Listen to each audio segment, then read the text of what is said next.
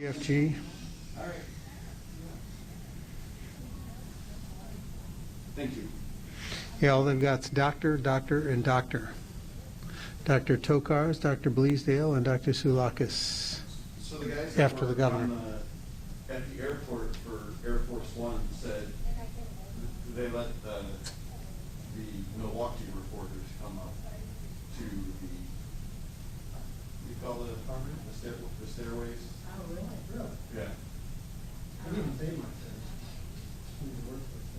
Yeah, and the audio is always terrible on those. One of the reporters that I know, Milwaukee? yeah, Charles Thompson came there one time, and we both did Peoria one time there. I was so good, but you texted on it.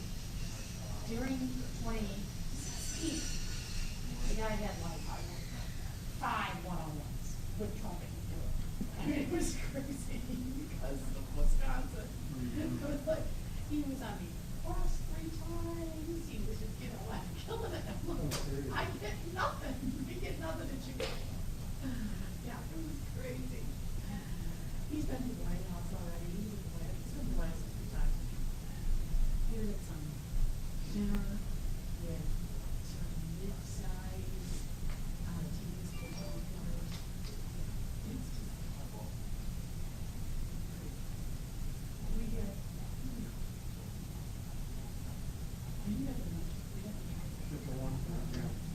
Everything else, people told me that I shouldn't do that when it comes in down. You know, and that's true.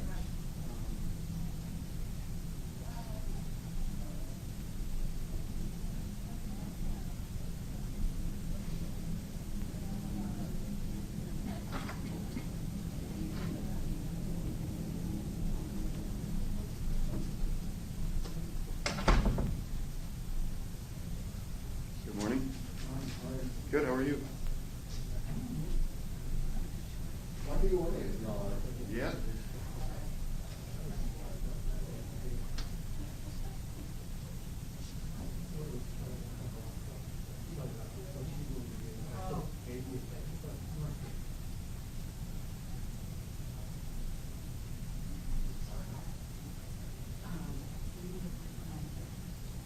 No, I'm not finding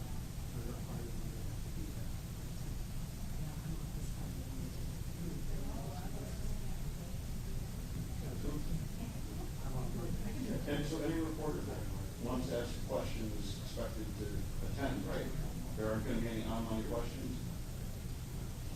If somebody's someone. Yes, you want it, and then that, like, when there's something downstate, because you need the physical help when you go downstate, just to get it done. So it's not like. Is it just you today, or do you have a? Sorry. Did they give you all the medical terms they're going to use, so that you have some clue? You can grab Steve. But are you guys fake signs? Is that what you're confessing? And the cameras are rolling. And are sure the sun's live. No, we're not. Excuse me?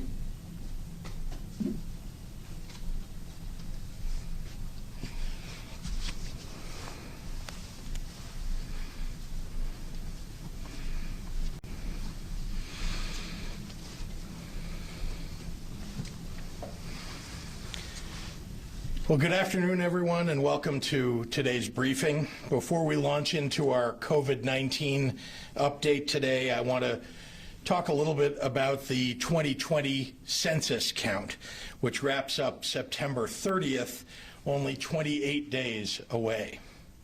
Every 10 years in this country, we count the number of people who live in this state, and based upon that number, the federal government gives our state funding for schools and hospitals and roads and child care and more. And the higher the count, the more of your federal tax money comes to Illinois instead of going to other states. And the more representatives we get in Congress.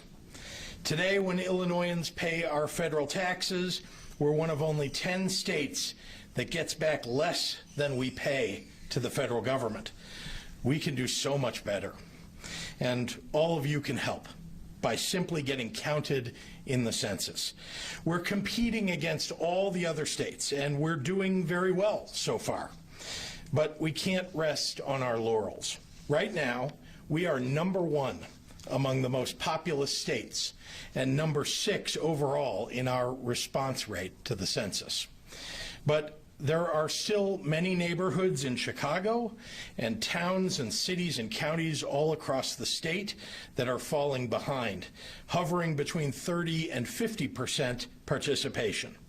These areas include some of our most marginalized and hard-to-count communities, places like Austin and Little Village neighborhoods, and those are just in Chicago, then Dixmoor, Harvey in suburban Cook County, and parts of Metro East and Central and Southern Illinois.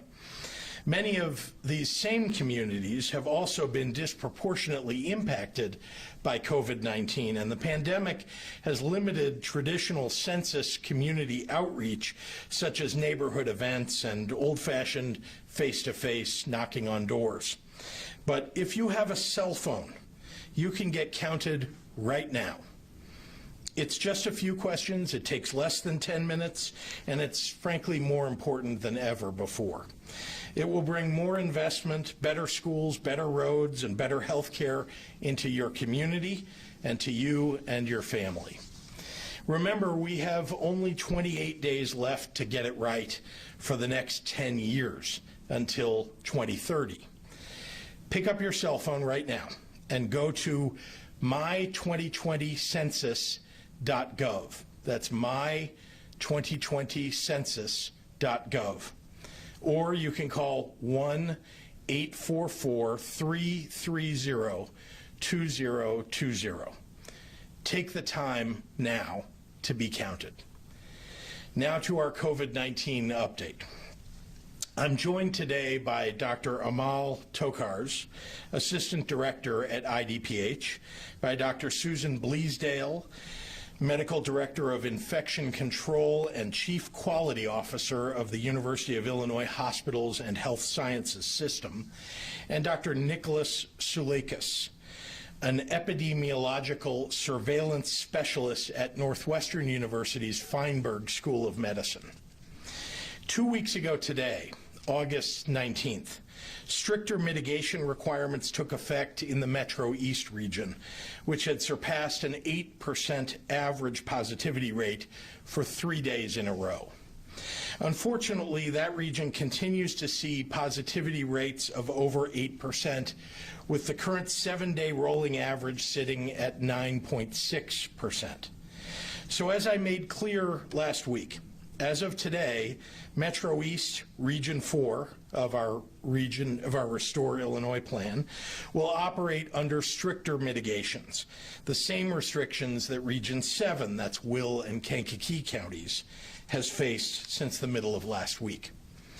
These stricter mitigations, as recommended by our doctors at IDPH, include the closure of all indoor bar service, that's indoor bar service, and indoor dining service, the closing of all outdoor bars and restaurants, gaming facilities, and casinos by 11 p.m., a pause on any party bus services, and a new limit on gatherings to the lesser of 25 individuals or 25% of overall room capacity.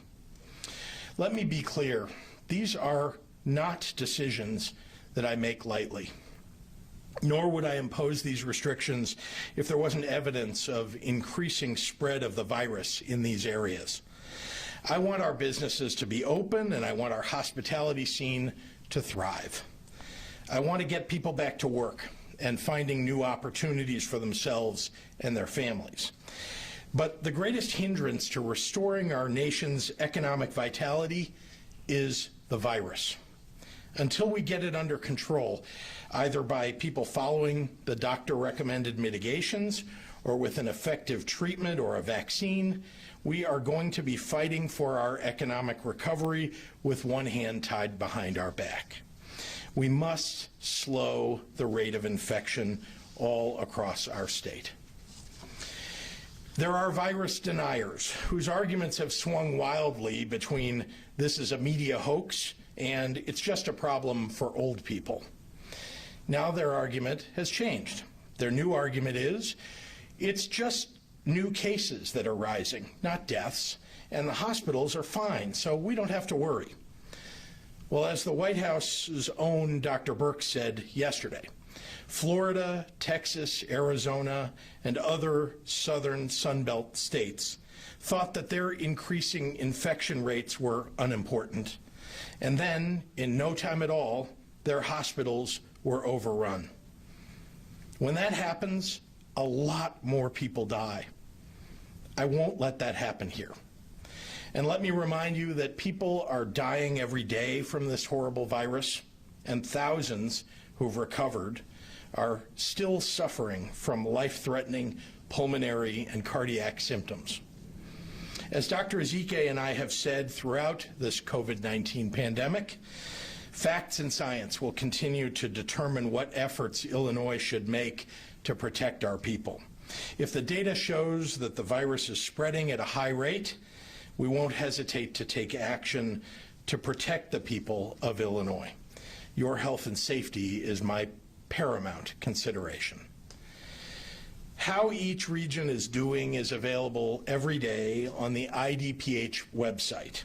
But I want to highlight that what's going on across the state, that over the last 2 weeks, 9 of our 11 regions in Illinois have continued to see their positivity rates creep upward, with 4 seeing more than 1 full percentage point increase in positivity rate.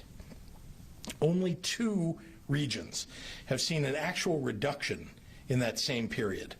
That's the West Central region, that's Region 3, which stretches from Quincy across to Springfield, and the East Central Region 6, home to Urbana-Champaign, to Decatur and Effingham. We continue to closely monitor every region. So I want to emphasize again that local elected officials and health officials should pay close attention to the data for their communities and, where necessary, step up and impose greater mitigations on a targeted basis to bring down the number of infections and the positivity rate. It's time to mask up, Illinois. If we all do our parts, masks, distance, hand washing, getting tested, we can get through this and we can come out stronger on the other side. Lastly, I'd like to invite all Illinoisans to join me and multiple faith leaders in a virtual memorial service tomorrow night that honors those who have lost their lives to COVID-19. You'll be able to tune in to our live stream on social media starting at around 6:30 p.m., and I'd be honored to have you join us. So thank you, and with that, I'd like to turn it over to Dr. Amal Tokars, Assistant Director at IDPH, for today's medical update.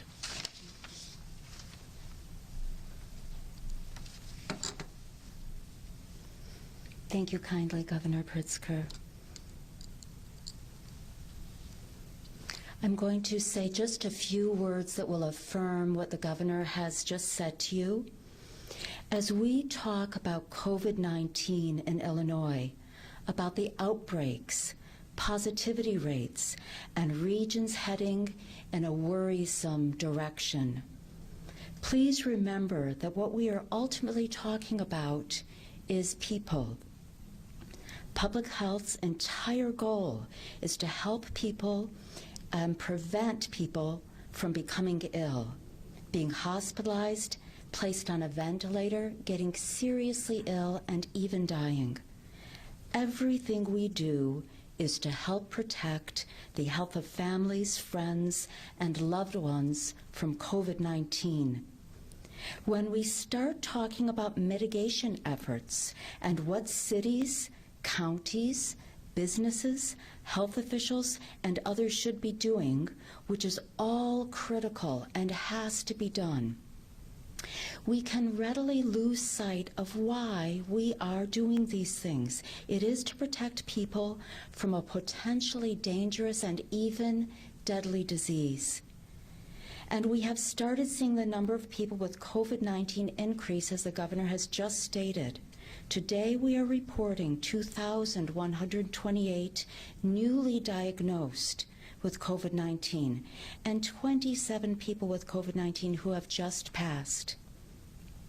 This brings the total number of individuals in Illinois to 238,643 and a total number of lives lost of 8,091. The Illinois Department of Public Health is reporting today approximately 32,751 COVID tests. While all results have been reported out to those tested, we are experiencing a minor tech issue in the data processing system that we use to report out tests publicly. And that is why this number is somewhat lower than the 40 and 50,000 tests we've been reporting previously. This is being worked on with urgency, and we expect that this will be addressed very soon.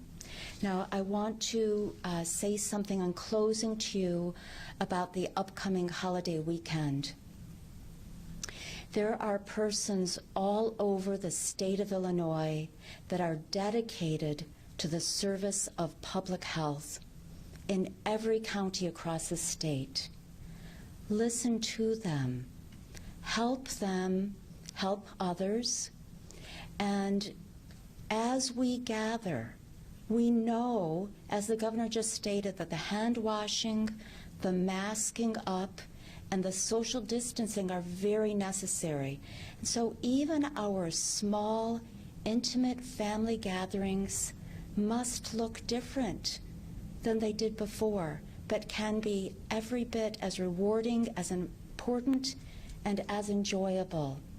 So help us help one another, and let us make sure that when we are in social gatherings that are not too large, especially if they are small gatherings indoors, that we are also remembering to infuse these principles of hand washing, masking up, and social distancing. Thank you so much for your time. I want to introduce our good colleague, Dr. Bleasdale.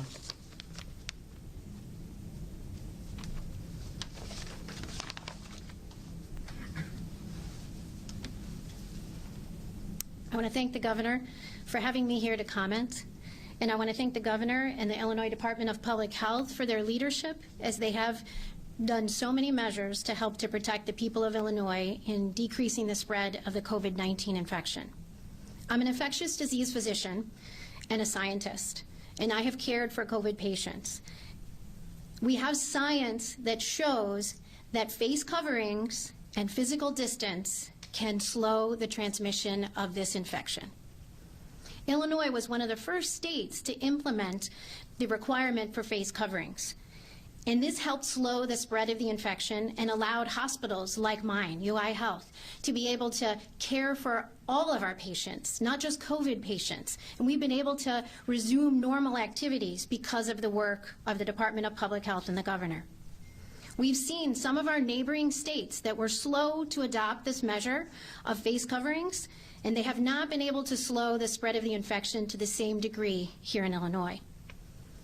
We do know that there are certain activities that are at high risk for transmission of the COVID-19 infection. In particular, these are activities that don't allow for physical distancing or masking. These are activities of eating together and socially drinking together. In particular, in certain settings where you are bringing together a large number of people in restaurants, bars, or large gatherings, this is an opportunity for transmission at a vulnerable time when people have their masks down. In addition, if you have a community with high levels of positivity, meaning there are many people that are infected, there are probably many people that don't know that they're infected, this increases the number of people that will be at an event or at a restaurant or at a bar that will likely be infected, and then increases the number that can secondarily be infected, and then can lead to ongoing positivity within that community. Minimizing the number of individuals in a setting requiring them to be seated will not completely decrease transmission of the COVID-19 infection, because there is still risk. However, minimizing those number will decrease the number of people that are exposed. When you dine with someone you know, there is still risk. However, when you dine in a large setting with multiple people you don't know, this can also present further challenges for us and for the Department of Public Health. Because contact tracing for a group of people that you don't know who you were in contact with can create a delay in the notification of a potential exposure, and someone could develop symptoms and then have secondary transmission beyond that. Decreasing density, because there are many unknown contacts, can help us to mitigate the transmission. And again, many people think that dining or gathering with people they know, as many people may be considering for this holiday weekend, it does not decrease the risk. The mitigation strategies that the Department of Public Health and the governor are putting in place will help to decrease some transmission within communities of high activity, but it's something that we all need to continue to work on, and what we've done. You need to make sure that you're wearing a mask, even with people you know, because they're outside of your household, and it is an opportunity for transmission. Maintain that distance, maintain your face coverings. These measures are not insignificant. Dining and social drinking and gathering are part of our culture, and much needed activities as we have been isolated for much of 2020. During this pandemic. These have been necessary requirements, and right now, when there is areas of higher activity, we will see increased hospitalizations, and then secondarily, we see increased deaths, as we've seen in the other states, as the governor has mentioned. It's important for us to use these tools to target at-risk communities to preserve our hospital capacity and to protect those that are vulnerable for complications from the infection. This is temporary. And with measured metrics, much like we had to move along the phases to phase 4 and phase 3, these are measured metrics that will help us to eventually open back up in certain areas as there is decreased transmission within a community. This, partnered with testing, can be very effective. We may see somewhat of a seesaw back and forth of opening activities and closing activities, but this is really important until we get an effective vaccine and treatment. At UI Health, we have been part of trials for treatment and started trials for vaccine, but we're not there yet. We don't have an effective vaccine or treatment to help to control the spread, and so these other measures are vitally important. Again, these targeted measures of at-risk activities where your mask is down and you cannot distance are vitally important to allow us to keep other activities open, other businesses, schools that are in session instead of virtual. This is a challenge to our culture. Sharing a meal, sharing a drink are ways of networking, connecting, sharing attention and affection. But as we're designing and redesigning many of our activities and our young people are learning how to learn virtually, we need to find alternative ways to share and connect and communicate with others until we have effective vaccines and treatment. Thank you, and then I will introduce Dr. Soulakis next.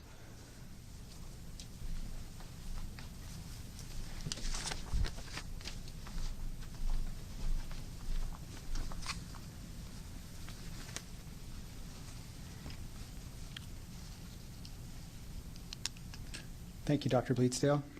And thank you, Governor Pritzker, for giving me this opportunity to give this update. My comments will be brief. Hello, my name is Nicholas Soulakis. I'm an assistant professor in the Department of Preventive Medicine at Northwestern University Feinberg School of Medicine. Since March, I've lent my expertise to the Illinois Department of Public Health to help develop and grow the Illinois Contact Tracing Collaborative. Today, I'll be giving an update on Illinois bars and restaurants. To start with some epidemiologic context, Illinois is trending upwards in an increase in new cases, which is to be expected given the easing of restrictions under Phase 4 of the Restore Illinois plan. Currently, counties large and small, urban and rural, are seeing rising numbers. In the past month, 75 of 102 counties and 5 of 11 COVID regions have set new 7-day maximums for confirmed active infections. 30 counties are currently at a warning level, and 2 regions are under enhanced mitigation efforts to interrupt the spread of COVID-19. Throughout the pandemic and up until this critical juncture today, all 97 local health departments across the state investigate confirmed cases, which often results in identification of close contacts. Working in collaboration with our local health departments, the Illinois Contact Tracing Collaborative tracks clusters and outbreaks of COVID-19 in various settings to spot statewide trends. In the past 60 days, we have observed in excess of 1,400 cases and contacts associated with bars and restaurants. While most frequent in urban and suburban areas such as Chicago, the Collier counties, Champaign-Urbana, and St. Louis metropolitan areas, local health departments have documented cases and contacts in over 46 counties.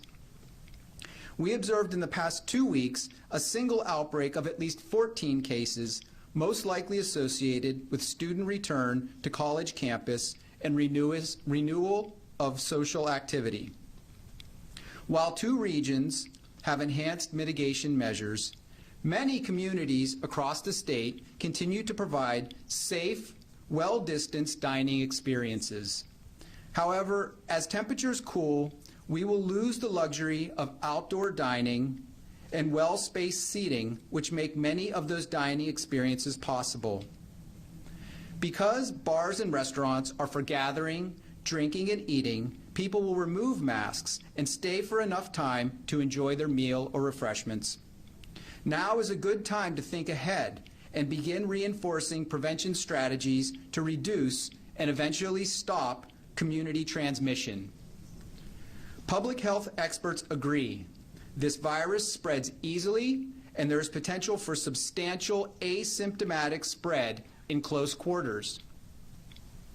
While many of us visit establishments to see old friends and well-known acquaintances, possibly an equal number of us visit purposely establishments to meet new people from unknown places, often in close contact and with loud and jubilant talking. These situations present 2 different models of spread. We all enjoy bars and restaurants, and to continue enjoying them into the winter months, let's take time to reinforce what we know works. Washing or sanitizing our hands when we enter and exit establishments. While gathered, maintain physical distancing from other patrons, and make sure you mask up if you have to talk loudly. Restaurant owners, let's make allowances for sick employees to fully recover, maintain healthy operations, and promote behaviors that reduce spread among our employees and customers. Both the Department of Commerce and Economic Opportunity and the CDC offer plainly written, easy-to-follow guidance that keep us safer here in Illinois. Lastly, to the 25,000-plus restaurant owners across the state, we, the Contact Tracing EPI team, thank you for your continued engagement in promoting and protecting the health and safety of your customers and staff. We know it does not come without a cost, as do your customers, so again, we thank you. And with that, I'd like to turn it over back to Governor Pritzker for questions and answers. Thank you, Dr. Soulakis, and happy to take any questions from members of the media. Nice to see you. Good to see you. You're back. Yeah, I am back. Couple of questions just along these lines. One, can you talk about concerns you have for the Labor Day weekend and for the gatherings? And, Yes. We'll come back to this, the college campuses, after you have a chance to address that one. Sure, thank you. I am very concerned, as I was back in the 4th of July weekend, that people will be gathering, as they often do, picnics, backyard barbecues, gatherings. And we know that much of the spread that's occurring in Illinois is actually happening in these settings. They're not public settings, they're often private settings, and people often let down their guard thinking, well, I'm at home or I'm at someone's home that I know. But the reality is that you don't know where everybody that's there has been, and unless you maintain social distance and are mindful about wearing masks, the reality is that there can be and has been significant amount of community spread as a result of those kinds of gatherings. So I do want to heighten everyone's awareness that just like every other day when I tell you, wear your mask, keep social distance, wash your hands, pay special attention though.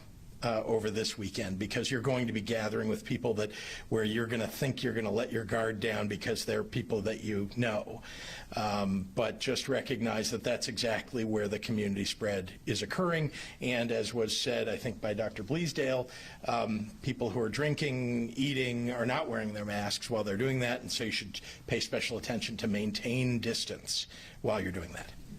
Whether this is for you or the doctors, we heard Dr. Fauci talking yesterday about this. The worst thing kids would do if the college kids get sick is to send them back home. What is your recommendation to parents here? Do you agree with the recommendation of Dr. Fauci? Well, I am far be it for me to disagree with Dr. Fauci on what's best for lowering the spread. I agree wholeheartedly that colleges and universities, many of them, have actually cleared out a dorm on campus where people can go to either isolate if they don't know if they have it, or if they do have a COVID-19, to isolate at the dorm in order to recover and be cared for on campus.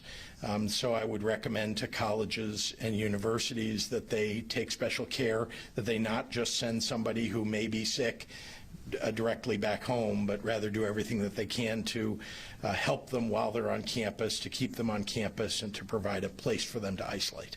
Why do you think there's such discrepancy between, like, ISU is having more than 1,000 cases, University of Illinois is not? There does seem to be such a wide discrepancy of what's going on those college campuses. Sometimes I can't tell you the answer to why the difference between one campus and another. We've seen that in Iowa, for example, there are many more cases on campus, and part of that, of course, is they have a very, very high positivity rate in the state. I think it's now approaching 20% in Iowa. And I don't know what mitigations they'll put in place, but I will say that on our campuses in Illinois, I've been very clear that we need to make sure that people are focused on testing, that we've got a plan on each campus, and that where there are kids who, are sick or are suspected to have COVID-19, that there's a way to isolate them. And the universities, I have to say, are working very hard to do the right thing. The University of Illinois, I think, started a little bit earlier over the summer with requiring masking, putting on the student cards that they can't get back into their dorm unless they've been tested, or into the school buildings. And I know that that's something that other universities are working on too. Yeah, Amanda. Hi, good to see you. May I ask, what input have you received from members of the Restore Illinois Commission, if any? In the General Assembly? General Assembly's Restore Illinois Commission. Yeah, lots of input, actually. Indeed, I have spoken with some of the co-chairs, individual members, and of course, members of my administration have gone to their hearings and provided feedback for them or answers to questions that they may have. Can you respond to legislators that say that commission has barely met, particularly Republicans feel as if their suggestions aren't being taken into consideration still with your administration, but also even within the commission, that it's perfunctory, rarely met? It's a legislative commission, created commission, and we're providing the information as we receive it, indeed, virtually every day from lots of members of the General Assembly, including especially members of that commission. We get questions into our legislative staff, and so, I can tell you, because I speak with our legislative staff very frequently, that we're answering those questions literally daily and sending out emails to the entire General Assembly with answers to questions, because really the questions that many people ask in that commission are the same questions that other members of the General Assembly have. And the media. As for another Indeed. legislative committee, I think occurred just before this event took place, but there's going to be a special investigative committee looking into whether Speaker Madigan should be disciplined or removed from the House. I know you have said that you are waiting to see if the allegations are true. Can you comment as to your support or lack thereof for this committee and whether you believe that that will perhaps change and give you more definitive responses to this conduct? Well, Amanda, this is an extraordinarily important, endeavor that I think will, as I have said all along, there are questions that need to be answered by the Speaker, and perhaps the creation of this legislative committee will actually get some of those answers. So I favor more information, more transparency, and I encourage the Speaker and anyone that they may call to give the answers to the questions that this committee will ask. Speaker is called a political stunt. Is it a political stunt? Look, this is something that the House of Representatives has a rule about. Any member can call for this, or group of members can call for this. I hope that there is not, this is not a political stunt. I hope instead that they're going to be seeking real answers. But is it wrong for Speaker Madigan to be so dismissive of this and to call it a political stunt and accuse Republicans of just trying to create a distraction? That's his opinion. I want to hear the answers. At the same time, it is an election year, obviously, and he believes that this is just more fuel for the election of divisiveness. Oh, sure. I mean, I look at everything within the zone of an election, as you well know, because you cover it every year, every 2 years, everything seems to become hyper-political. But again, there are legitimate questions, and I've said that I believe that the Speaker needs to answer those questions. Very important. Tomorrow, Vice President Biden will be going to Kenosha. We've just seen the president there as well. Kenosha has become such a flashpoint. Would you go visit there? And what would you do if you were asked to be a part of that? Well, what I would say is I wouldn't do what the president did yesterday. That is to say, I believe that the goal should be healing. The goal should be listening. That's not what the president clearly was after. Talk about political stunts. That was a political stunt by the president. He ought to be listening to the concerns of people who have been discriminated against in the lack of police accountability. He ought to be listening to the concerns of people who want their community to be safe. And that's just not the way this president operates. He's looking for a way to sow division and to create some political issue that might get him reelected. Do you have any thought to reopening physically IDES offices? With continued issues there are those who say they want to be able to go into an office if they can other governmental offices. So let me be clear that there are people working in those offices. So anybody who thinks that they're closed and people aren't showing up, that's not right. But the people who work at IDES have been receiving literally threats, directly and indirectly, and it makes it much more difficult to maintain their security when we open those offices physically. Having said that, there is an enormous effort by the new director to get in touch with everybody who may have an issue with their unemployment.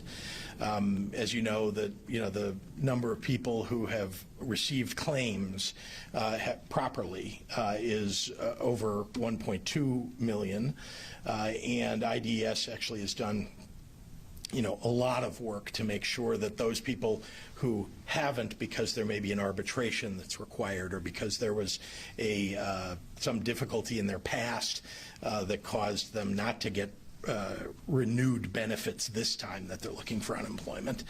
Those challenges, right, those specific cases are being looked after by lots of staff. We've added, as you know, hundreds, indeed, it's I think more than 600 now in our call center to make sure that we're getting to call back everybody that needs a call back. So there's a lot of work being done, and I do think that we have to worry about the security of the people that are working in those offices and be responsive to the public. All right, thanks, everyone.